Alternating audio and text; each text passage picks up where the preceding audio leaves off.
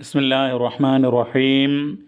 അൽഹംദുലില്ലാഹി റബ്ബിൽ ആലമീൻ വസ്സലാത്തു വസ്സലാമു അലാ റസൂലില്ലാ അമ്മാ ബഅദ്. ഒരു ചോദ്യം വന്നിട്ടുള്ളത്, സൂറത്തുസ്സജദ അത് പാരായണം ചെയ്യുമ്പോൾ തിലാവത്തിൻ്റെ സുജൂദ് നിർവഹിക്കൽ സുന്നത്താണോ അല്ലേ?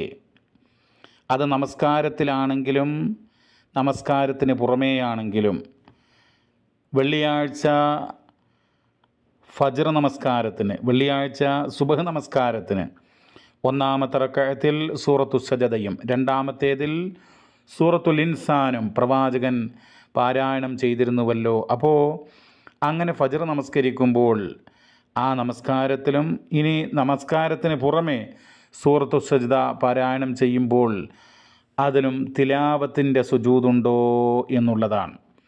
അപ്പോൾ ഈ വിഷയത്തിൽ നമുക്ക് പറയാനുള്ളത്, തീർച്ചയായിട്ടും തിലാവത്തിൻ്റെ സുജൂദുണ്ട് എന്നുള്ളതാണ്. ഇന്നമാ യുഅ്മിനു ബി ആയാത്തിനല്ലദീന ഇദാ ദുക്കിറു ബിഹാ ഖറു സുജ്ജദൻ വസബ്ബഹു ബിഹംദി റബ്ബിഹിം വഹും ലാ യസ്തക്ബിറൂൻ എന്നുള്ള ആയത്ത് ഓതിക്കഴിഞ്ഞാൽ തിലാവത്തിൻ്റെ സുജൂദ് നടത്തൽ അത് സുന്നത്താണ് എന്നുള്ളതാണ് നമ്മുടെ വീക്ഷണം. അതുമായി ബന്ധപ്പെട്ട് ഒട്ടനവധി പണ്ഡിതന്മാർ കാര്യങ്ങൾ വിശദീകരിച്ചിട്ടുണ്ട്. മഹാനായിട്ടുള്ള ഇമാം ഇബ്നു ബത്വാൽ റഹിമഹുല്ല, അദ്ദേഹം സഹീഹുൽ ബുഖാരി വ്യാഖ്യാനിച്ചുകൊണ്ട് അദ്ദേഹത്തിൻ്റെ ശറഹു സഹീഹുൽ ബുഖാരിയിൽ രേഖപ്പെടുത്തി, ഖാല ഇബ്നു ബത്വാൽ റഹിമഹുല്ല വൽ ഫുഖഹാഉ മുജ്മിഊന അല സുജൂദി ഫീ സൂറത്തി തൻസീൽ.